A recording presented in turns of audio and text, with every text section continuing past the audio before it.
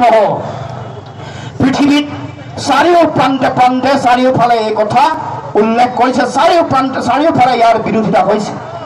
আৰু দিল্লীয়েতো বহু দিনৰ পৰা আমাক কৈ আহিছিল যে অসম আৰু উত্তৰ পূৰ্বাঞ্চলৰ প্ৰতি তেওঁলোকৰ ধাৰণা কি? ধাৰণা হ'ল যে অসম আৰু উত্তৰ পূৰ্বাঞ্চলবোৰে জংঘল আৰু আমি জংগলী মানুহ ইয়াতে থাকোঁ। কিন্তু জংঘলৰ মাজত যে সিংহ থাকে এই কথা দিল্লীয়ে পাহৰি গৈছিল।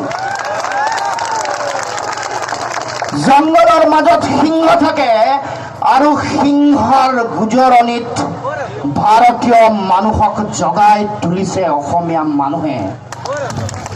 সিংহৰ গুজৰণিত সাৰ পাই উঠিছে পৃথিৱীৰ প্ৰান্তৰ প্ৰান্তৰ জনতা, যিসকলে পৃথিৱীত ধৰ্মৰ নামত মানুহক ভাগ ভাগ হোৱাটো নিবিচাৰে। ধৰ্মক মূলধন হিচাপে লৈ মানুহৰ মাজত ভাতৃঘাতী সংঘৰ্ষ সৃষ্টি হোৱাটো নিবিচাৰে।